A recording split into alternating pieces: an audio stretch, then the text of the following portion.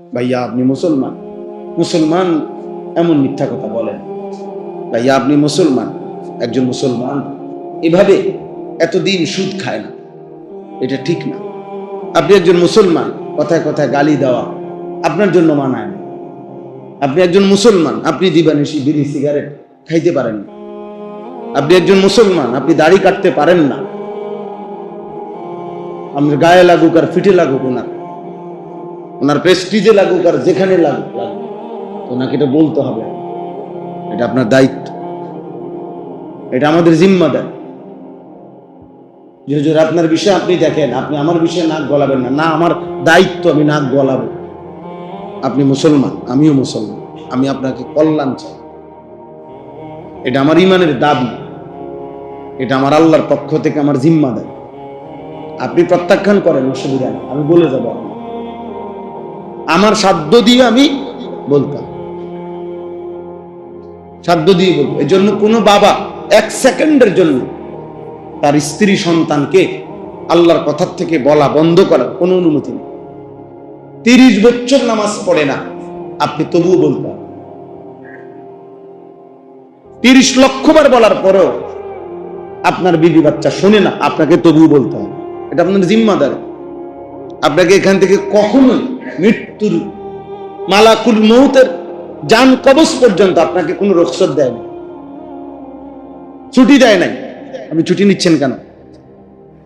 বলছি হুজুর 2 বছর বুঝাইছি, শুনে না, এত এখন ছেড়ে দিছে। এখন এই ছেড়ে দেওয়া আর বলতেছি না, এই অনুমতি নিছেন কার থেকে? বুঝেন নাই আমার কথা? আপনি এই অনুমতি কার থেকে নিলেন? যে হুজুর এখন আর শোনেন আমার স্ত্রী, এজন্য আর এখন বলি না। তো এখন আর বলেন না, এই ফয়সালাটা নিলেন কার থেকে? ছেলেটাকে এখন আর নামাজের কথা বলেন না, এটা এই ফয়সালা নিলেন কিভাবে? ছেলের বউকে পর্দা করার কথা এখন আর বলতেছেন না, এই সিদ্ধান্ত নিলেন কিভাবে? আপনি মুসলমান না? আপনি মরবেন না? আপনি আল্লাহর কাছে জবাবদিহি করতে হবে না? তো আপনি আপনার মতো করে সিদ্ধান্ত নিলেন কিভাবে? হযরত নূহ আলাইহিস সালাম 950 বছর পরেও 950 বছর এক টানা আল্লাহর কথা বলছে, একদিন 2 দিন, এটা খামখেয়ালি কথা না। এবং 950 বছর এই কথাইটা রূপ কথা না, এটা কোরআনের আয়াত। এমনও না বলে আও মনে আরো কম হবে, হুজুররা মনে কথার কথা বলে আর কি 950 বছর। না না, এটা কোরআন শরীফের আয়াতেই আছে কথাইটা। ফালাবিথা ফীহিম আলফা সানাতিন ইল্লা 50 আমা। কোরআন শরীফের স্পষ্ট আয়াত। আল্লাহ তাআলা বলেন নূহ তার জাতির মাঝে ছিলেন দাওয়াতের এই জিম্মাদারি নিয়ে 1000 বছর 50 কম। আলফা সানাতিন ইল্লা 50 আমা, 1000 থেকে 50 কম, তো কত? তো এটা কোরআন শরীফের আয়াত। তো 950 বছর পরেও যেদিন তুফান শুরু হয়ে গেছে, ওয়াফারাত তান্নুর, কোরআন শরীফে আছে চুলার থেকে পানি উঠে গেছে। নূহ আলাইহিস সালাম বুঝছে আল্লাহর আযাব শুরু হয়ে গেছে, তুফান শুরু হয়ে গেছে, মানুষগুলো ধ্বংস হয়ে যাবে কিছুক্ষণের মধ্যে। কিন্তু ওই সময়ও কোরআন কারীমে আছে উনি ওনার ছেলে কেনানকে ঈমানের দাওয়াত দিচ্ছে। ইয়া বুনাইয়ার কাম মা'না ওয়ালা তাকুম মা'আল কাফিরিন, হে প্রিয় সন্তান আমাদের ঈমানদারের সঙ্গী হও, বেঈমানের সঙ্গী হইও না। শেষ মানে নূহ আলাইহিস সালাম যেন বলতেছিলেন, আব্বা আমি আর কোনোদিন বলবো না, শেষ আমার কথা, এখনই শেষ হয়ে যাবে সব। এই আমার শেষ আহ্বান তোমার প্রতি। 950 বছর আমি বলেছি, আজও বলছি, শেষবারও বলছি। তো থামাইছে কেন? আপনি থামলেন কেন? নবী সাল্লাল্লাহু আলাইহি ওয়াসাল্লাম ওনার চাচা আবু তালেব 38 বছর এক টানা নবীজির খেদমত করছে। আবু তালেব 38 বছর নবী সাল্লাল্লাহু আলাইহি ওয়াসাল্লামের বয়স যখন 12, তখন আব্দুল মুত্তালিব দাদা ইন্তেকালের সময় নবীজিকে চাচার হাতে তুলে দিয়েছে। এরপরে নবী সাল্লাল্লাহু আলাইহি ওয়াসাল্লামের বয়স যখন 50, তখন আবু তালেব ইন্তেকাল করছে। তাহলে 12 থেকে 50 কয় বছর? 38 বছর। এই 38 বছর নবীজি সাল্লাল্লাহু আলাইহি ওয়াসাল্লামের খেদমত করছে এই আবু তালেব। তো এর মধ্যে 10 বছর তো নবুয়তের 10 বছর, 40 থেকে 50, এই 10 বছরে হাজার হাজার বার, লক্ষ বার চাচাকে তিনি কালেমার দাওয়াত দিয়েছেন।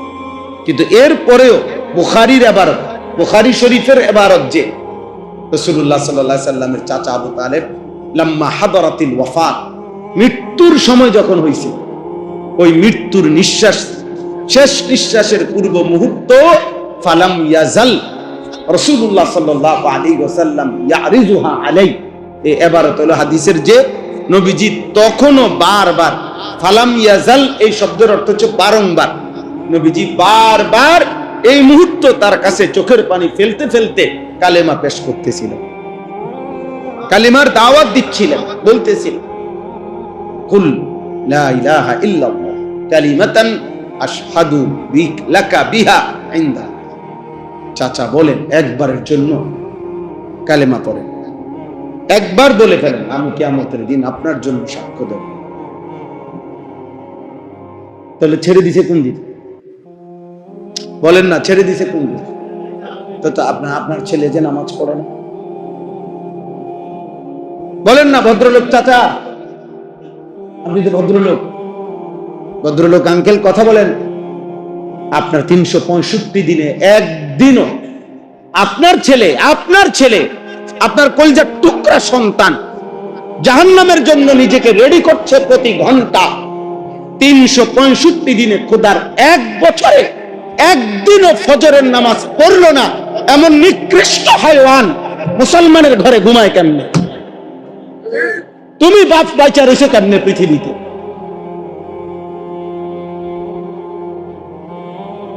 তুমি বাচ্চা রয়েছে কেমনে? কিসের বাপ আপনি? আপনি কাঁদেন না কেন? আপনি চিৎকার করেন না কেন? আপনি কাঁদেন না কেন? বলেন। মুসলমানের স্ত্রী 30 বছর বেপরদা, মুসলমান 30 বছর প্রতিদিন সুদ খান, আপনি মুসলমান খামখেয়ালি করেন মিয়া। আপনি দুনিয়াবি সম্পত্তির বড়াই দিয়া দুনিয়াতে না থামাই দিবেন মোল্লারে মৌলবীরে, আখেরাতে আমি পারলাম না আর কি আপনার লগে, তো কিছে? আপনি ইমাম সাহেবরে থামাই দিলেন আর কি, এই হুজুর রাখেন, কথাবার্তা সাবধানে বলেন, হ্যাঁ তো ঠিক আছে, ইমাম সাহেব থেমে গেল, আর ইমাম সাহেব পারলো না আর কি। কিন্তু আখেরাত আল্লাহর সামনে কথা বলেন না কেন? ওখানে পারবেন তো? ফেরেশতার সাথে পারবেন তো? কবরে তো আপনি কি আখেরাত মস্কারি মনে করছেন? হ্যাঁ, আখেরাত কি খামখেয়ালি ভাবছেন? কবরকে মস্কারি মনে করছেন? সাবধান, আমার কথা স্পষ্ট, বুঝতে শিখি আব্বা, সাফ কথা, বুঝতে শিখি, ভাবতে শিখি। এই মসজিদের জন্য যদি মনে করেন কেউ 100 কোটি টাকাও দান করে, 100 কোটি, তারপরও তার এক সাজদা মাফ হবে না। বুঝেন না এমনি কথা? বলে 1000 কোটি টাকা দান করছেন, তো এটা তো একটা আমল, এটা তো একটা দান, সাদাকা, এটা তো ইসলামের একটি আমল। ইসলামের বাকি আমলগুলো, এগুলো কার ভাগে দিচ্ছেন? এটা কি ভাগাভাগি করে ইসলামের আমল? যে নামাজ পড়েন এক দল, রোজা রাখেন এক দল, যাকাত দেন আরেক দল, হজ করেন এক গ্রুপ, এমনি ভাগাভাগি করে আমল? ঠিক ভাগবাটারও আমাদের। অতএব দয়া করে এই ইসলাহি মাহফিলের মাকসাদ আমি বললাম আপনাদের কাছে, এটা আপনাদের নিয়মিত দরকার, আপনাদের নিয়মিত দরকার। প্রতিনিয়ত জুমার বয়ান আপনাদের মনোযোগ দিয়ে শোনা উচিত। 1:25-এ আসেন, 1:20-এ আসেন, মাতবর আমনে বিরাট কিছু আনেন। আরে বাপ, বিরাট কিছু কি? টাকা আর কি, আর কি, আর কি 3 ফুট বিদেশ আর কি, এই তো। হ্যাঁ, বাড়ির 3 তলা বিল্ডিং করছেন, এই তো। আর কি? হ্যাঁ, কি মাতবুরি দেখাইতেছেন? বিল্ডিং আমি ওই দিনও দেখছি, এক ভদ্রলোক এর বাড়িতে গেছি, উনি নিচ তলায় থাকে, দোতলায়ও আমারে দেখাইছে। এক পাশে আমি বললাম এখানে কি? হুজুর আমি এখানে কিছু ছাগল পালি। মাশাআল্লাহ, নিচতলায় মানুষ থাকে, দোতলায় ছাগল থাকে। তো বিল্ডিং এর মধ্যে তো মানুষও থাকে, ছাগলও থাকে। এটা আহামরি কিছু আব্বা? টাইলস তো বেডরুমেও লাগায়, বাথরুমেও লাগায়। এটা খুব বিরাট কিছু টাইলস তো বলেন না? হ্যাঁ, এসি তো, ঠান্ডা তো, কোল্ড স্টোর তো, আলু যেখানে কোল্ড স্টোর, এখানে কি কোল্ড স্টোর আছে না? কোল্ড স্টোর আলু। আমি ওই দিনকে দেখছি, আপনার রাজবাড়ি গেছি মাহফিলে, ওনারা আপনার এই কোল্ড স্টোর পেঁয়াজ মনে মনে পেঁয়াজের মধ্যে কি পুরো ঠান্ডা কুল। যাই হোক, আমি বলতেছি না এগুলো প্রয়োজন না, কিন্তু মূল বিষয় হলো আমার আপনার স্ত্রী সন্তানের, ঘর পরিবারের, আমাদের জিন্দেগির ইসলাম। বাবার প্রথম দায়িত্ব সন্তানের ইসলাম, স্বামীর প্রথম দায়িত্ব স্ত্রীর ইসলাম, এক বন্ধু আরেক বন্ধুর প্রথম দায়িত্ব একে অপরের ইসলাম, এক ভাই আরেক ভাইয়ের প্রথম জিম্মাদারি ইসলাম, এক মালিক তার কর্মচারীর প্রতি প্রথম জিম্মাদারি তার ইসলাম, তার ঈমান, তার আমল, তার সেজদা, তার নামাজ, তার আখিরাত, তার আখিরাত। এক কথায় আমরা মুসলমান। অতএব আমাদের ছোট বড়, জওয়ান বুড়ো, প্রাপ্তবয়স্ক, আমরা যারা বালেক, যাদের বীর্যপাত হয় তারাই বালেক। তাহলে এমন প্রত্যেক পুরুষ, প্রত্যেক মুমিন, প্রত্যেক মুমিনা, নারী পুরুষের জিম্মাদারি। ওয়াল মুমিনুনা ওয়াল মুমিনাত, কোরআন শরীফে আছে, বা'দুহুম আউলিয়াউ বা'দ ইয়া'মুরুনা বিল মা'রুফ ওয়া ইয়ানহাউনা আনিল মুনকার। মুমিন মুমিনাত ভাই ভাইয়ারা, এরা বন্ধু একে অপরের। আর বন্ধুত্বের দাবি আল্লাহ বলছে, একে অপরের বন্ধুত্বের দাবি, ভাতৃত্বের দাবি, শ্রেষ্ঠত্বের দাবি, একে অপরকে নেক কাজের আদেশ করবে, গুনার কাছ থেকে।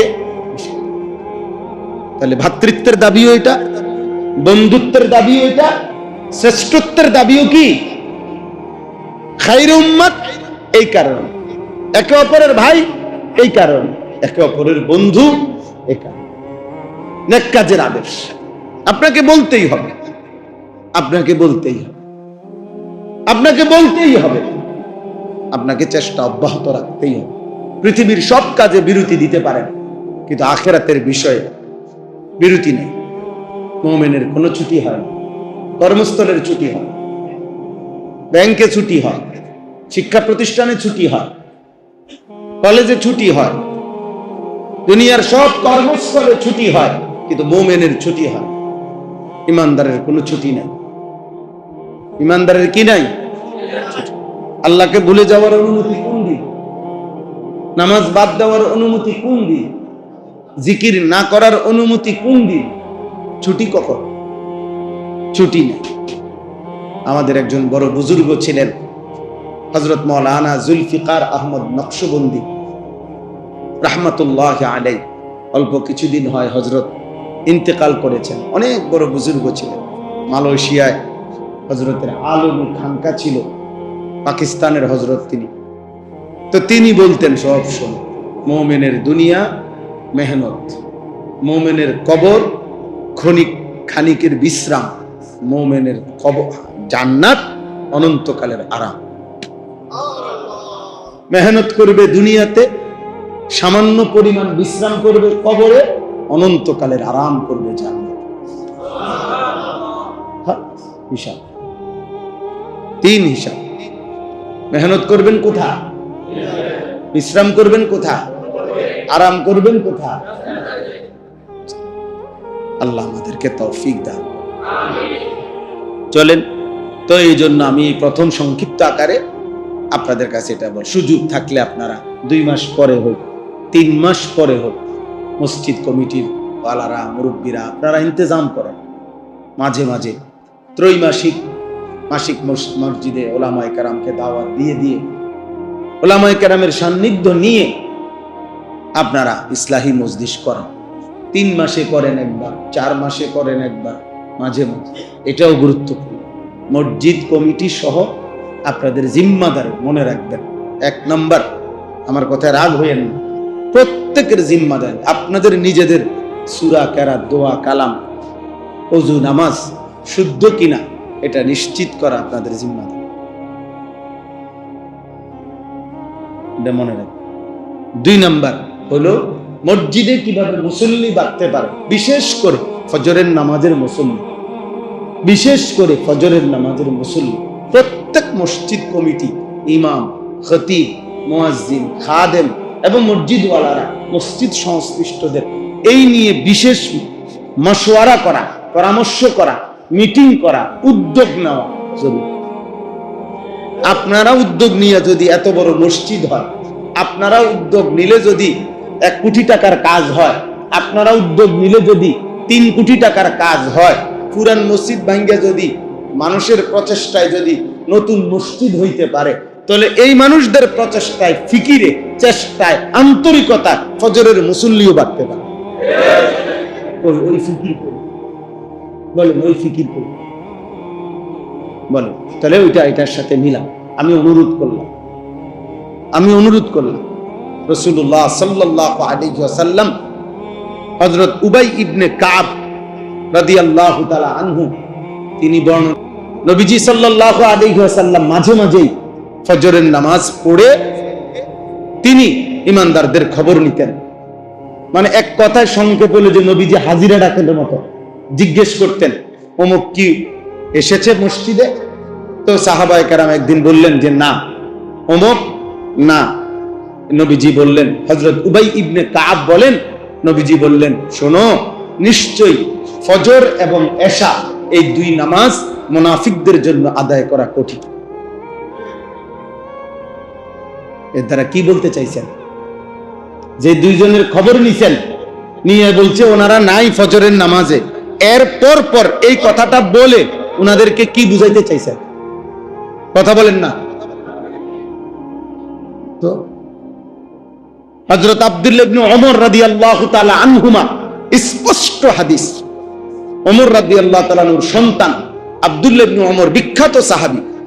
ওমর যেমন বিখ্যাত, ওনার এই ছেলেও বিখ্যাত সাহাবী। তিনি বর্ণনা করছেন, ইজা ফাকাদনাল ইনসানা ফি সালাতিস সুবহি ওয়াল ইশা আসানা বিহি যন। নবীজির সাহাবী বলেন, আমরা যদি নবীজির জামানায় কাউকে ফজরের নামাজ এবং এশার নামাজের জামাতে না দেখতাম, আমরা তার ব্যাপারে 2টির যে কোনো একটি ধারণা করতাম, হয় রোগাক্রান্ত অসুস্থ, নয়তো মুনাফিক। কসম খোদা, তিনি সাহাবী বলছেন, আমরা বুঝতাম এই লোক হয়তো অসুস্থ আর নয়তো কি মুনাফিক। ফজরের অনুপস্থিত মুসল্লিকে ওনারা মুনাফিক ভাবতেন। নবীজির জামানায় মুমিন এবং মুনাফিকের চিহ্নিত করার, পার্থক্য করার একটি নমুনা চিহ্ন ছিল ফজরের নামাজ। ফজরের নামাজ বুখারী মুসলিম মুত্তাফাক আলাই হাদিস। আল্লাহর নবী সাল্লাল্লাহু আলাইহি সাল্লাম বলেন, ইন্না আসকালা সালাতিন আলাল মুনাফিকিন সালাতুল ইশা ওয়া সালাতুল ফজর। নিশ্চয়ই মুনাফিকদের জন্য সবচেয়ে কঠিন 2টি নামাজ, এশার নামাজ এবং ফজরের নামাজ। তাহলে বলেন, ফজর আর জুমার মুসল্লি বরাবর? বলেন না আব্বা, বলেন। আমি শুধু এই মসজিদ বলতেছি না, সারা বাংলাদেশের কথা বলছি আমরা। বলেন আমাদের হালাত। ইহুদিদের তাওরাত কিতাবে আছে যে আসলের ইহুদিরা, তাদের পাদ্রীরা বলে, তাদের যারা ধর্মগুরু, এই ধর্মযাজকদের বক্তব্য, তাদের তাওরাতের ভবিষ্যৎবাণী আছে মুসলমানদের, যে যেদিন মুসলমানদের এশা আরে ফজর এবং জুমা বরাবর হবে, সেদিন ওই মুসলিম কাফেলার হাতে ইহুদিদের চূড়ান্ত পতন। আল্লাযীনা ইয়ানতাসিরুনা আলাইনা মান কানু ফি সালাতিল ফজরি কাসালাতিল জুমা। ফজরের নামাজে যারা হবে ওই পরিমাণ, জুমার নামাজে যে পরিমাণ। এখন বলেন, জুমা আর ফজর, জুমার মুসল্লি আর ফজরের মুসল্লি অর্ধেক ব্যবধান।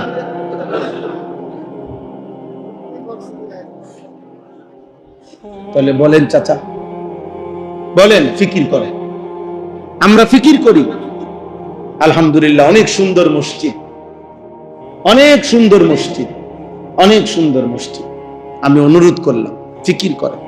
ফজরের মুসল্লি বাড়ানো দরকার সর্বত্র, এই মসজিদ না শুধু, যে যেখানে আছেন ফজরের মুসল্লি বাড়ানো দরকার। ফজরের নামাজে বিজয়। আল্লাহ কোরআনুল কারীমের মধ্যে বলছেন, নবী সাল্লাল্লাহু আলাইহি সাল্লামকে 3টি আমল বুঝাইয়া দেন, আমি আল্লাহর কাছ থেকে হকের বিজয় বুঝে নেন। 3টি আমল হলো, 1 নাম্বার ফজর সহ 5 ওয়াক্ত নামাজ, 2 নাম্বার তাহাজ্জুদ, 3 নাম্বার দোয়া। আল্লাহ তাআলা বলছে এই 3টি আমল সর্বযুগে বাবা, সর্বকালে, পৃথিবীর ইতিহাসে 1450 বছরের ইতিহাসে মুসলমানদের যাবতীয় সফলতা, কামিয়াবি, বিজয়, সমস্ত বরকত রাত্রি গভীরের তাহাজ্জুদ নামাজ, ভোরের ফজরের নামাজ আর আল্লাহর কাছে রাত গভীরের দোয়া, কান্নাকাটি, এই 3 আমলের ভিত্তিতেই মুমিনের সব কামিয়াবি। আল্লাহ তাআলার পক্ষ থেকে মুমিনের চূড়ান্ত রহমত বরকতের ফয়সালা হয় রাত গভীরে, শেষ প্রহরে আল্লাহ তাআলা তার রহমতের ফোয়ারা ঢেলেন। আর আমাদের লক্ষ কোটি ইমানদার তখন ঘুমিয়ে থাকে। এজন্য প্রযুক্তির উন্নতি আর ইসলামের বিজয় এক কথা না। প্রযুক্তির উন্নতি হবে মানে বস্তুবাদের উৎকর্ষ হবে, মানুষের ভোগ বাড়বে, বিলাসিতা বাড়বে, এই আর কি। প্রযুক্তির যত উন্নতি হোক, আধুনিকায়ন হোক, এতে ভোগবাদিতা বাড়বে, বিলাসিতা বাড়বে, উপভোগ বাড়বে, নিজেদের দুনিয়াবি চাহিদা পূরণ বাড়বে, এতটুকুই হবে। কিন্তু আমাদের ইসলামের জন্য, দ্বীনের জন্য, আখিরাতের জন্য ওই একই পদ্ধতি 1450 বছর আগে রাসূলুল্লাহ সাল্লাল্লাহু আলাইহি সাল্লামের যে পদ্ধতি, এটা ইমাম মালিক রাহমাতুল্লাহি আলাইহি বলছেন, লা ইয়াসদুহা আখিরু হাযিহিল উম্মাহ ইল্লা বিমা সালাহা বিহি আউয়ালুহা। এই উম্মতের প্রথম তবকা যেভাবে পরিবর্তন হয়েছে সাহাবারা, উনি বলছে আল্লাহর কসম, সর্বযুগে কিয়ামত পর্যন্ত প্রত্যেক তবকা, প্রত্যেক প্রজন্ম, প্রত্যেক জেনারেশন এই উম্মতের পরিবর্তন, ইসলাহ হবে ওই পদ্ধতিতে রাসূলুল্লাহর হাতে সাহাবায়ে কেরামের ইসলাহ হয়েছে যে পদ্ধতি। ভিন্ন আইটেম দিয়ে হবে না, উনি কসম করে বলছেন। ইমাম মালিক রাহমাতুল্লাহ জগৎ বিখ্যাত ইমাম ছিলেন, মদিনার ইমাম ছিলেন, মসজিদে নববীর ইমাম ছিলেন, এই পৃথিবীর সবচেয়ে বিখ্যাত মুজতাহিদদের একজন ছিলেন, 4 মাযহাবের একজন ইমাম। ইসলাহ হবে এভাবে। কোরআনুল কারীমে আল্লাহ বলছেন, ইয়া আইয়ুহাল্লাযীনা আমানুত্তাকুল্লাহ ওয়া কুলু কাওলান সাদীদা ইউসলিহ লাকুম আ'মালাকুম। হে ঈমানদারগণ, সর্বাবস্থায় আল্লাহকে ভয় করো আর সব কথা সঠিক বলো। যাই বলবা সঠিক বলবা, যাই বলবা ন্যায্য বলবা, যাই বলবা ইনসাফ বলবা। আল্লাহ বলেন, আমি বললাম ইউসলিহ লাকুম আ'মালাকুম, তোমাদের সমস্ত কাজ আমি আল্লাহ ইসলাহ করে দেব। তুমি শুধু তাকওয়া বলো, ঠিক রাখো, আর ঠিক বলো, যা বলো ঠিক বলো, সঠিকটা বলো, আমি তোমার সব ইসলাহ করে দেব, সব ঠিক করে দেব আমি। যা স্ত্রীর সমস্যা, ছেলের সমস্যা, পরিবারের সমস্যা, আয় রোজগারের সমস্যা, উপার্জনের সমস্যা, শরীরের সুস্থতার সমস্যা, সব ঠিক করে দেব।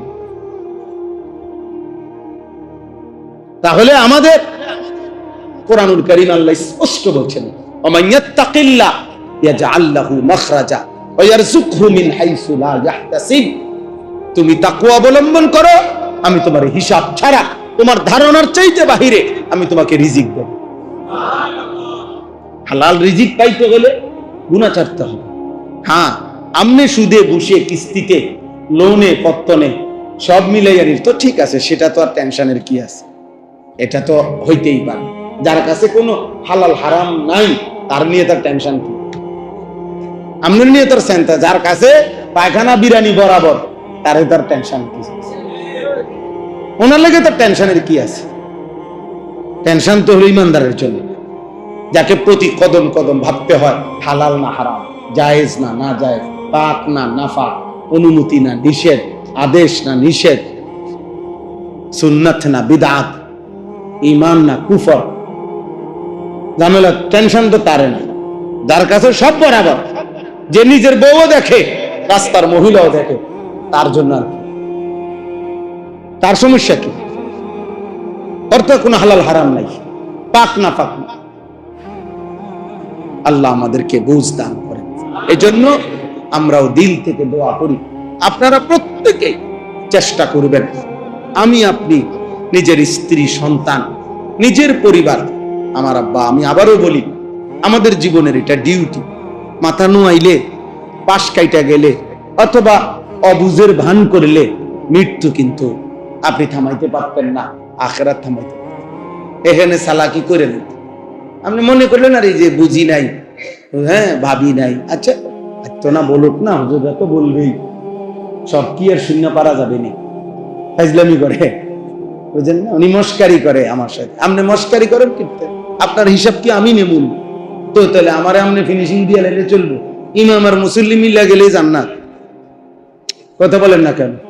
আমি আপনি ইমাম সাহেবের টাকা 500 দিয়া আপনি বলে দিলেন, হুজুর বুঝেন তো যে অবস্থা, যে এখন যে পরিবেশ যে খারাপ, হ্যাঁ খেয়াল রাখেন। হুজুরে বললো হ্যাঁ খেয়াল রাখেন, অত ক্লিয়ার তো ব্যস্ত নাকি? আখেরাত ক্লিয়ার? বাহ বাহ বাহ, আখেরাত ইমাম সাহেবের আব্বার সম্পত্তি। হ্যাঁ, হাসরের ময়দানে দেখবেন ইমাম সাহেব বিচারের ময়দানে দাঁড়িয়ে আছে, বিচারের জন্য হিসাবও দাঁড়ায় আছে, আপনারাও দাঁড়ায় আছে। আমরা সবাই আল্লাহর মুখোমুখি হইতে হবে কিনা বলেন? এজন্য চলেন আমরা প্রত্যেকেই নিজের এবং যার যার অধীনস্থদের ইসলাহের, ঈমান আমলি জিন্দেগীর ফিকির চেষ্টা করব ইনশাআল্লাহ। বলেন ইনশাআল্লাহ। আপনি বলবেন কিনা বলেন? চেষ্টা করবেন কিনা বলেন? আপনারা প্রত্যেকেই বলেন, আপনাদের মুখ খুলেন, আব্বা মুখ খোলেন, মুসলমান মুখ খোলেন, একে অপরকে বলেন, যার যাকে সামর্থ্য হয় একজনকে বলেন, একজন ফজরের নামাজ পড়ো আব্বা, এই কথাটা বলেন। স্ত্রীকে বলেন তুমি পর্দা করো, তোমার গুনাহ হবে।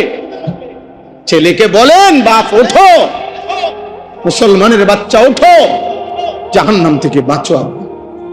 মেয়েকে বলেন, স্ত্রীকে বলেন, ছেলের বউকে বলেন, নিজের বিবেককে বলেন, সুদের টাকায় চাহিদা শেষ হবে না বাপ, কিস্তির টাকায় চাহিদা শেষ হবে না, লোনের টাকায় চাহিদা শেষ হবে, অভাব থেকেই যাবে, বিশৃঙ্খলা থেকেই যাবে, কোন হারামখোর সুখে নাই। আমি জানি কোন হারামখোর সুখে নাই, একটাও সুখে নাই, একটাও সুখে নাই। চ্যালেঞ্জ করলাম, কোন হারামখোর সুখে নাই, একটাও সুখে নেই। কলিজা জাহান্নামের আগুনের মতো চলে, আমরা জানি। শত শত বেটা ধনাঢ্য মানুষ, আমি সবাইরে বলছি না, যিনি পবিত্র আপনি গায়ে নিবেন না, কথা বোঝেন না, যিনি পাপী না আপনি গায়ে নিয়েন না। কিন্তু এটাই সত্য, কোন সুদখোর সুখে নাই, কোন ঘুষখোর সুখে নাই, কোন লোনওয়ালা সুখে নাই, কোন কিস্তিওয়ালা সুখে নাই, হারাম উপার্জনকারী সুখে নাই। প্রতিনিয়ত আমাদের কাছে দোয়া চায়। 60 বছরের ভিতরে, 40 বছরে, 50 বছরের ভিতরে কত কিছু আপনার হাতে দুনিয়ায় ব্যবস্থা হলো, আল্লাহর ঘরে যাওয়ার সুযোগ হলো না, যাকাত ঠিক মতো আদায় দেওয়ার মানসিকতা আসলো না। আফসোসের বিষয়, আফসোসের বিষয়, আফসোসের বিষয়। 60 বছরে, 70 বছরে একবার হজ ফরজ। মুসলমানের উপরে হজ ফরজ কয়বার? একবার। এই লোকের হাতে কোটি কোটি টাকা রোজগার হয়েছে, কিন্তু এই লোকের আপনার হজ্জের নসিব হয় না। সাবধান, আমি আপনাদেরকে বললাম, হজ এমন একটি ইবাদত, যাকাত এমন একটি ইবাদত, কোরবানি এমন একটি ইবাদত, এই তিনটি ইবাদত ফরজ এবং ওয়াজিব।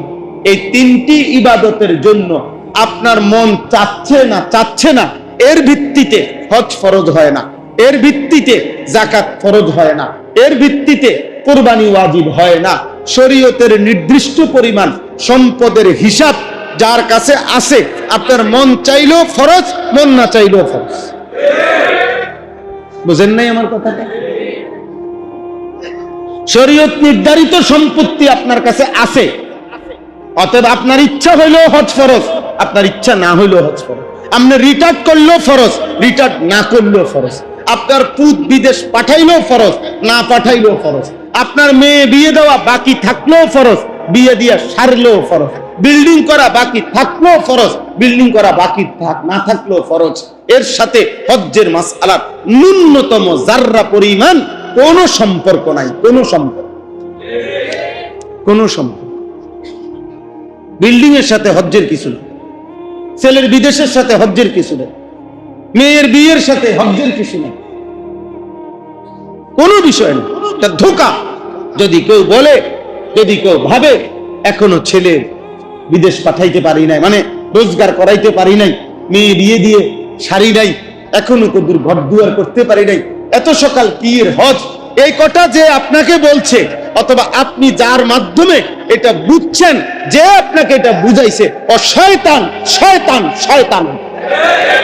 ওটা ইবলিসে বুঝাইছে আপনার, শয়তানে বুঝাইছে, শয়তান ইবলিসে বলছে আপনাকে। কোরআনে আছে বলে হুজুর এত বড় কথা বললেন? হ্যাঁ, কোরআন বলছে আশ-শাইতানু ইয়াইদুকুমুল ফাকরা। কোরআনের স্পষ্ট আয়াত, আল্লাহ বলে শয়তান তোমাদেরকে প্রতিনিয়ত অভাব দারিদ্রতার ভয় দেখায়। তাহলে অভাবের ভয় দেখায় কে? দারিদ্র, শয়তান, শয়তান।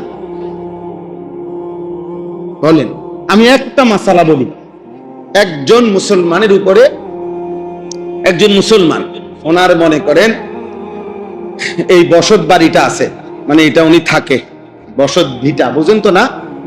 এর অতিরিক্ত ওনার কাছে জমি আছে 10 শতক, 15 শতক ধরে নিলাম।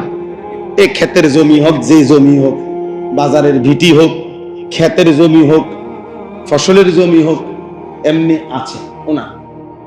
তো যদি এই অতিরিক্ত যে জমিটা আছে, বসতের অতিরিক্ত, ওই জমির কিছু অংশ যদি বিক্রি করে, তাহলে হজ্জের টাকা হবে, এবং হজ্জের এই সময়কালীন বিবি বাচ্চা পরিবারের স্বাভাবিক খরচ হবে ওই কিছু টাকা দিয়া, ওই কিছু জমি বিক্রি করা টাকা দিয়ে।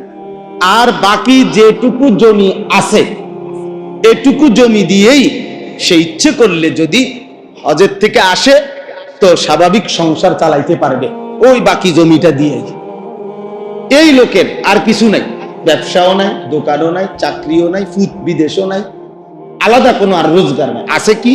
এই বসত বাড়িটা আছে, আর এতটুকু জমি আছে, যে জমির কিছু বিক্রি করলে হজ্জের টাকা হবে, হজ থেকে থাকাকালীন সময়ে বিবি বাচ্চার টাকাও হবে, আর আপনার আসার পরে বাকিটুকু জমি দিয়েই সংসার চালাইতে পারে। আমি আরো ভাঙ্গা বলি, স্বাভাবিকভাবে বর্তমানে ধরেন এবছরের হিসাবে বলতেছি, 6.5 লক্ষ টাকা হইলে আপনার স্বাভাবিক হজ করা যায় অনায়াসে, ইজি। তাইলে 6.5 লাখ টাকা সর্বোচ্চ প্যাকেজ হইল হজের 45 দিন, মানে 1.5 মাস। তো 1.5 মাসে বিবি বাচ্চার খরচ বাবদ সংসার খরচ ধরেন আরো 1.5 লাখ টাকা, এটা ধরলাম আর কি। তো কত হইল? 8 লাখ। 6.5 লাখ আর 1.5 লাখে 8 লাখ টাকা হইল। এখন এই লোকের জমি আছে মনে করেন 10 শতক, এখান থেকে যদি 3 শতক জমি বিক্রি করে, 60 শতক জমি বিক্রি করে, তাহলে 8-9 লাখ টাকা হবে মনে করে। 3 শতক 3 তিরিকা 9 লাখ, 4 শতক 4 দুগুণে 8 লাখ, এটা ধরলাম আর কি আমি। তাইলে 8 লাখ টাকার ব্যবস্থা হবে। আর বাকি 6 শতক 7 শতক জমি যার রয়েছে, 10 শতক ধরছি যে আমি, ওইটা দিয়ে ইচ্ছা করলে কি চলবে, ওনার ফ্যামিলির চলবে, আর কোনো আয় নাই। এতটুকুই আছে শুধু। তো আল্লাহর কসম, এই কোরআন হাতে সামনে বললাম, মসজিদ ওই মুসলমানের উপরে 100 বার হজ ফরজ ফরজ ফরজ। এবং এমন মুসলমান যদি হজ না করে মৃত্যুবরণ করে, তো আল্লাহর নবী সাল্লাল্লাহু আলাইহি সাল্লাম বলছেন, এই নাফরমান যদি হজ না করে মরে যায়, হয় ইহুদি মরলো নয় খ্রিস্টান মরলো, মুসলমান মরলো না। এই মরণ বেঈমানের মরণ। এখন আপনারা বলেন আমার সমাজে কি পরিমাণ মুসলমানের উপরে হজ ফরজ? আঙ্কেল বলেন, ভাবেন তো, মৌলানা সাহেব কি বলেন, হিসাব কি পরিমাণ মুসলমানের উপরে হজ ফরজ? না, উনি মস্কারি করে, যাইলাম হইলে যাইতে তো মন চায়, কার মনে না চায়। হুজুর বললেন না, দোয়া করেন। তারা 3টা ফুট বিদেশ পাঠাইছি। হ্যাঁ, তারা যদি তাগরে যদি আল্লাহ কোনোদিন মর্জি করে, তারার ফুতের বিবেকে যদি কুলায়, ফুতে যদি তার বাপেরে হজ করায়, তাইলে হেবাটা যাইব। আর নাই তো চা দোকানে বসে উনি বন খাইব। হ্যাঁ, উনি বসে রয়েছে ওনার ফুতের বিবেকের দিকে, ওনার ফুতে যদি পাঠায়।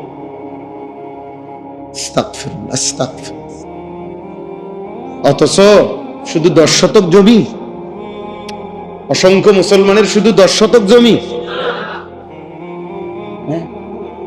তো কিছু অংশ বেচলে হজের টাকা হবে, বাকি জমিগুলো দিয়ে সংসার চলবে, এমন মুসলমান নাই। তাদের উপরে হজ ফরজ না? আল্লাহর নবী সাল্লাল্লাহু আলাইহি সাল্লাম বলেন, সামর্থ্য থাকা সত্ত্বেও হজ না করে যে মৃত্যুবরণ করলো, ফালিয়ামুত ইনশাআ ইয়াহুদিয়ান ওয়া ইনশাআ নাসরানিয়ান, তার মৃত্যু হলো হয় ইহুদি নয় খ্রিস্টান। বড় ভয়ঙ্কর কথা হলো, নবী যদি এটাও বলতো যে আমি জানি না তার মৃত্যু কি মুসলমানের মৃত্যু নাকি ইহুদির মৃত্যু, এটা বলে নাই, মুসলমানের শব্দই উল্লেখ করে নাই, বলছে হয় ইহুদির মরণ হইল নয় খ্রিস্টানের। কি বিপদের কথা, কেমন বিপদের কথা বলুন। তাহলে আপনার উপরে সামর্থ্য থাকার পরে আপনার উপরে ফুদ বিদেশ পাঠানো ফরজ না হজ করা ফরজ? সামর্থ্য থাকার পরে জিফিতের জন্য বিল্ডিং শেষ করে দিয়ে যাওয়া ফরজ নাকি হজ করা ফরজ? আপনি যে বুঝলেন উল্টাটা, এখানে স্পষ্ট আছে। আল্লাহ তাআলা বলেন, ওয়াইদ বাওয়ানা লিইব্রাহিমা মাকানাল বাইতি, আমি আল্লাহ নিজে আমার ঘর কাবা, নূহ আলাইহিস সালামের জামানায় আমি যেটার চারপাশের দেয়াল তুলে নিয়েছিলাম তুফানের সময়, পুনরায় ইব্রাহিমকে নতুন করে আমার ঘর পুনর্নির্মাণ করার জন্য আমি নির্ধারণ করে দিয়েছি। দেওয়ার পরে ঘরের কাজ যখন ইব্রাহিম শেষ করলো, তো আল্লাহ তাআলা বলেন ইব্রাহিমকে আল্লাহ 3টা কাজ করতে বলছেন কাবা ঘর পুনর্নির্মাণ করার পরে। 1, আল্লাহ তুশরিক বি শাইআন, 1 নম্বর হলো ইব্রাহিম তুমি এবং তোমার বংশধর কিয়ামত পর্যন্ত খেয়াল রাখবা যে কোনো কিছুতেই যেন আমি আল্লাহর সাথে শিরিক না হয়, কোনো কিছুতেই যেন কি না হয়, জীবনের সর্বোচ্চ খেয়াল রাখবা শিরিক মুক্তই নেই, জীবন যেন হয় কি মুক্ত। 2, ওয়াতাহহির বাইতিয়া লিত্তাইফিনা ওয়াল কাইমিনা ওয়ার রুকআইস সুজুদ।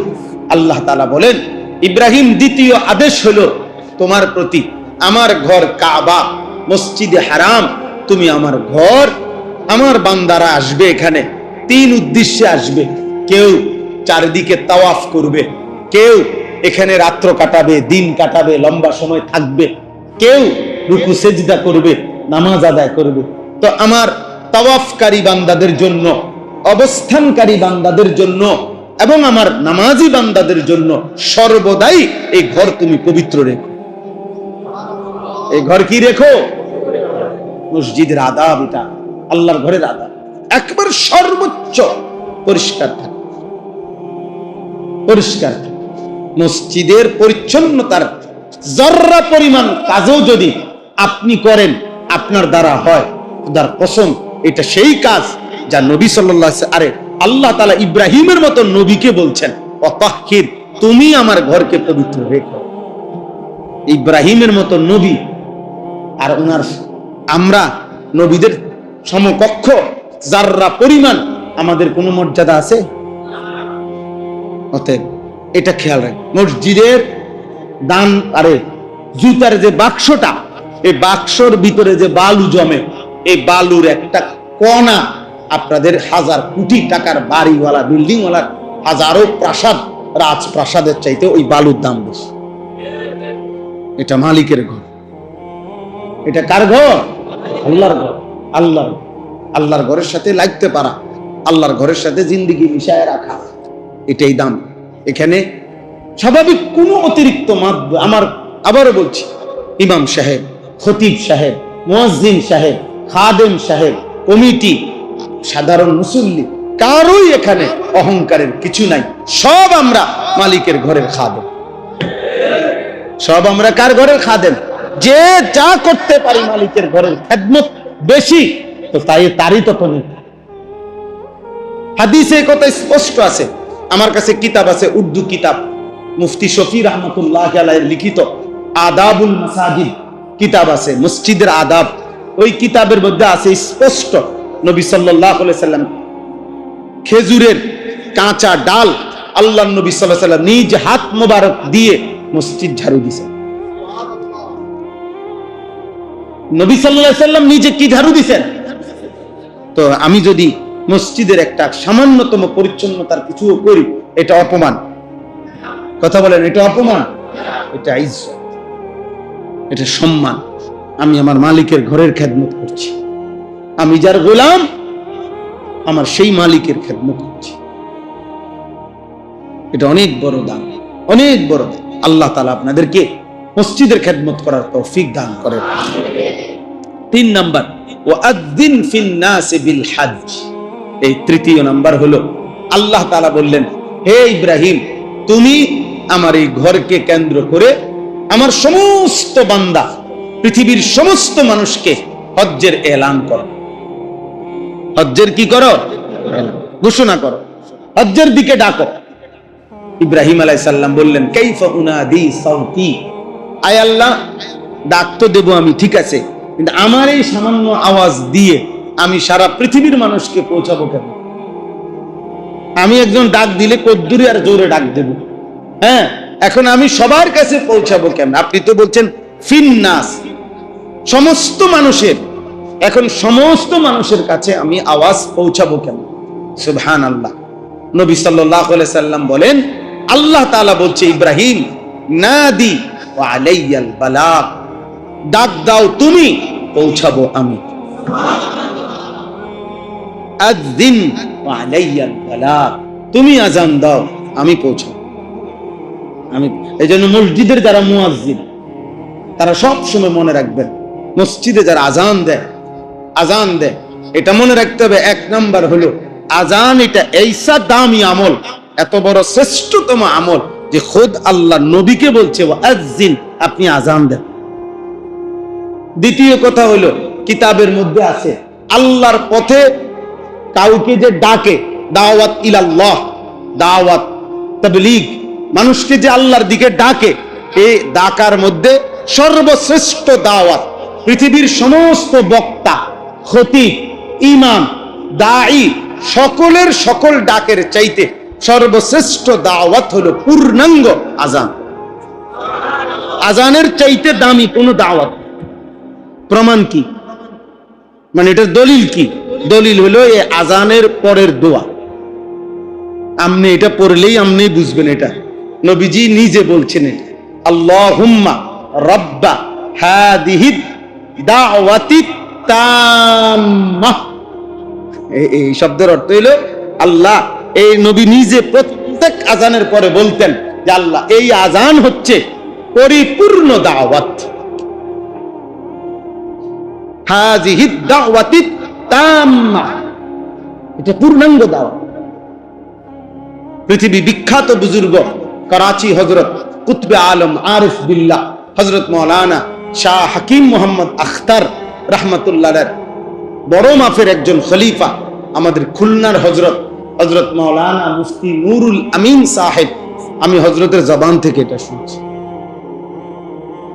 এবং হযরত বলছেন বড় বড় আউলিয়া বুজুর্গরা যত কথাই আল্লাহর দিকে বলতেন, পৃথকভাবে আজান দেওয়ার জন্য চেষ্টা করতেন, মুস্তাকিল কখনো কখনো আজান দিতেন যেন এই নিয়ামতেরও ভাগ পায়। সুবহানাল্লাহ। যাই হোক, তো বলতেছি ইব্রাহিম আলাইহিস সালাম কে আল্লাহ বললেন আমি পৌঁছাবো, তুমি ডাকো আমি পৌঁছাবো। ইব্রাহিম আলাইহিস সালাম আবু কুবাইস সাফা পাহাড় সংলগ্ন এখানে দাঁড়িয়ে ডাক দিলেন, আইয়ুহান নাস ইন্না রাব্বাকুম বানা বাইতান, তোমাদের রব তার ঘর বানিয়েছেন। ওয়া ইন্নাল্লাহা কাদ আওজাবা আলাইকুমুল হাজ্জা ইলাইহি, তোমাদের জন্য হজ বাধ্যতামূলক করেছেন।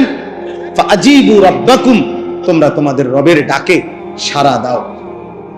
আল্লাহ নবী সাল্লাল্লাহু আলাইহি সাল্লাম বলেন, রূহের জগতে যে ছিল, মায়ের পেটে যে ছিল, বাপের বীর্যে যে ছিল, দুনিয়াতে যে জীবিত ছিল, এরকম সমস্ত ইনসান আল্লাহ যাদের যুগে যুগে নসিব রেখেছেন, তাকদীরে ফয়সালা রাখছেন আল্লাহর ঘরে যাবে, তারা প্রত্যেকেই ইব্রাহিম আলাইহিস সালামের জবাবে আল্লাহ তাআলার কুদরতি নিজামে লাব্বাইক বলে জবাব দান করছে। আর সেই মানুষগুলো আজও যাচ্ছে, যেতে থাকছে। সুবহানাল্লাহ। ইয়াতুকা রিজালান ওয়া আলা কুল্লি দামিরিন ইয়াতিনা মিন কুল্লি ফাজ্জিন আমিক। আল্লাহ বলে, বন্ধু ইব্রাহিম, আমি ওয়াদা দিলাম আপনি আজকে বলে যান, এরপরে হজ্জের জন্য আমার কাছে যারা বান্দা তারা পায়ে হেঁটে আসবে, আমার দূরের বান্দা পৃথিবীর সর্বোচ্চ দূরে থেকেও প্রতিটা গলি, আমি করতে হলো গভীর থেকে গভীর রাস্তা গলি, পৃথিবীর শেষ প্রান্ত থেকেও আমার বান্দা এই ঘরের উদ্দেশ্যে হজ করার জন্য আসবে। এবং আসতে আসতে দামের শব্দের অর্থ হইল এমন বাহনে করে আসবে যে মানুষ তো দুর্বল হইছে, ওই বাহনটা পর্যন্ত দুর্বল হয়ে যাবে। ওই গাধা, ঘোড়া, খচ্চর, উট ওইটা পর্যন্ত দুর্বল হয়ে যাবে চলতে চলতে চলতে। এত দূরের থেকে ফ্লাইট হবে যে এক ফ্লাইটে জেদ্দা আসবে না, এখনো আসে না। পৃথিবীর এতটা দূরে প্রান্ত থেকেও হজ্জের ফ্লাইট হয়, যেই ফ্লাইট একবারে জিদ্দা এসে থামার সিস্টেমে নাই, বরং মাঝখানে ট্রানজিট দিতেই হয়। তার ফুয়েল তেল শেষ হয়ে যায়, নতুন তেল নিতে হয়, অর্থাৎ বাহন দুর্বল হয়ে যায়, বিমান দুর্বল হয়ে যায় আর কি, তেলের অভাবে। আল্লাহ তাআলা এত দূর থেকেও আল্লাহ বলছে আমি আমার ঘরে আন। এবার এই শেষ আর 5টা মিনিট আপনি শেষের এই অংশটা শোনেন। এই তৃতীয় আয়াত, 2 আয়াত শেষ, আমি 3টা আয়াত পড়ছিলাম, এই তৃতীয় নম্বর আয়াতটা দেখেন। পৃথিবীর কোন মানুষ আল্লাহ উত্তর দিচ্ছে যে হে আমার বন্ধু, হে আমার নবী, আপনার কাছে আমি একটা কথা বলি। নবী আমাদের নবীকে বলছে যে পৃথিবীর কোন মানুষ যদি প্রশ্ন করে ইমানদার যে আল্লাহ, নামাজ আমি নিজ জায়গায় পড়লে হয়, রোজা আমি নিজ জায়গায় রাখলে হয়, যাকাত আমি নিজ জায়গা থেকে দিলে হয়, কোরবানি আমি নিজ জায়গায় থাকলে হয়, কোরআন তেলাওয়াত আমি নিজ জায়গায় করলেই হয়, প্রত্যেকটি ইবাদত আপনার আমি আমার জায়গা থেকেই যদি আদায় করি তাইলেই হয়ে যায়। কিন্তু এই একটি মাত্র ইবাদত হজ, যেটা আপনি এই বিষয়টা নির্ধারণ করে দিলেন যে পৃথিবীর শেষ প্রান্ত থেকে বাহন দুর্বল হয়ে যাক তবুও আপনার ঘরে আসতে হবে। এখানে আইনা সবাইকে টাইম না, এখানে আইনা হজ করাচ্ছেন কেন, আপনার ঘরে আনতেছেন কেন, এটা বলেন। তো আল্লাহ তাআলা বলে, বন্ধু সব বিষয় আমি তো বলছি, আমি আল্লাহ নামাজ পড়লে কি হবে, যাকাত দিলে কি হবে, রোজা রাখলে কি হবে, কোরবানি করলে কি হবে, এগুলা সব আমি আল্লাহ বলছি। তবে এই একটা বিষয় বন্ধু, সুবহানাল্লাহ, এই একটা বিষয় আমার শায়েখ আল্লামা মুফতি মুশতাকুর নবী কাসিমি হুজুর এই তরজমাটা বলে খুব মজা কইরা। আল্লাহ যেন বলে, বান্দা যদি তুমি জিজ্ঞেস করো যে আমার ঘরে এসে কেন হজ করতে হবে, তুমি যদি জানতে চাও, আল্লাহ বলে, বান্দা আমি এই কথাটা শুধু মুখে বলবো না, আমি কারণটা বলবো না, উপকারিতাটা বলবো না, ফায়দাটা বলবো না, বরং লিয়াশহাদু মানাফিআ লাহুম, তুমি আমার ঘরে আসো, আসলে আমি নিজ চোখে তোমারে দেখাবো।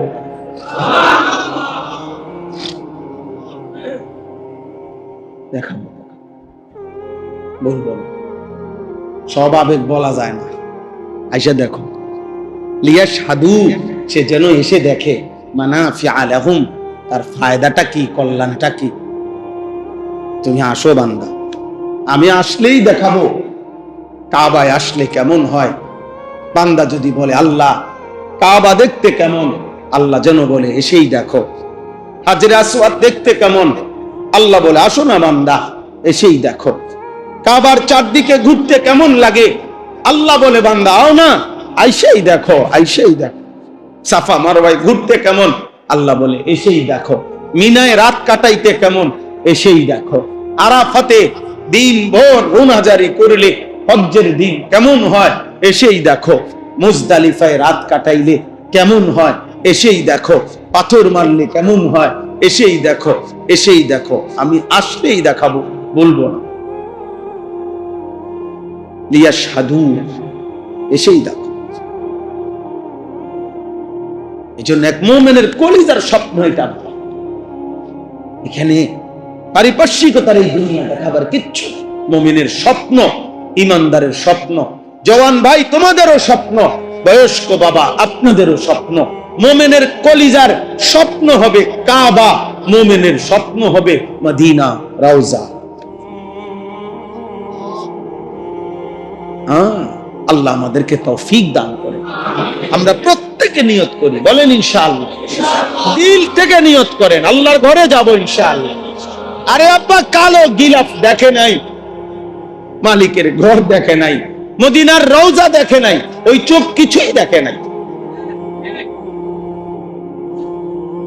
আরে তুমি কিছুই দেখো নাই, কিছুই দেখো জীবনে দেখার কোনো মজাই পাও না। বাকি দুনিয়া না দেখলেও চলছে, কাবাই দেখলা না, দেখলা কি?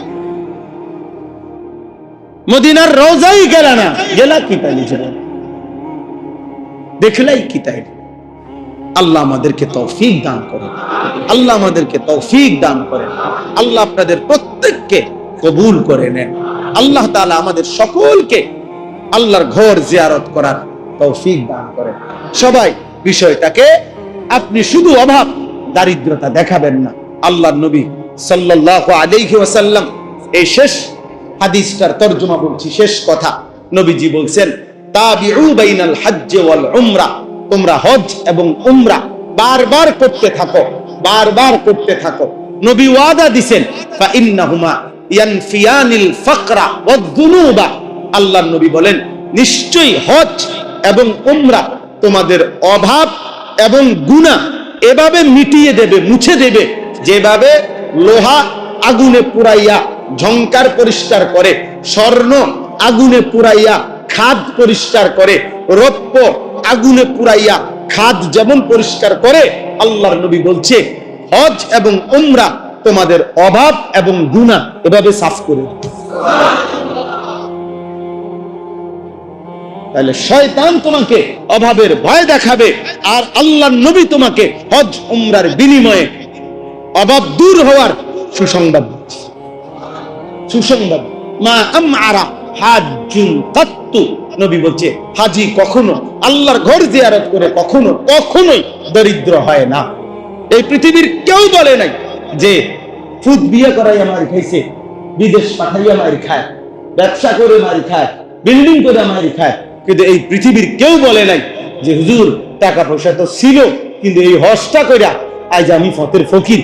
এমন কথা কোনো পাগলও বলে নাই, কিন্তু কোন পাগলও বলে না, বলবেও না কোনোদিন। ইনশাআল্লাহ এটা আমার নবীর ভবিষ্যৎবাণী। কথা বুঝেন নাই কথা? অতএব আপনাদের প্রত্যেকের কলিজা আল্লাহর ঘরের ভালোবাসা তৈরি করে। 100 টাকা করে জমা, 1000 টাকা করে জমাও জওয়ান ভাই, মালিকের ঘর দেন। যুবক ভাই, তোমার স্বপ্ন কক্সবাজার না, বরং কাবা। কি? কাবা।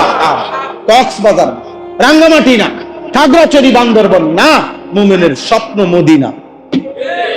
ইমানদারের স্বপ্ন হবে কি? স্বপ্ন হবে কাবা। কাবা দেখবো ইনশাআল্লাহ। আল্লাহ তাআলা আপনাদেরকে তৌফিক দান করে। আল্লাহ তাআলা আপনাদের সবার ঈমান আমল জিন্দেগি সুন্দর করে দেন।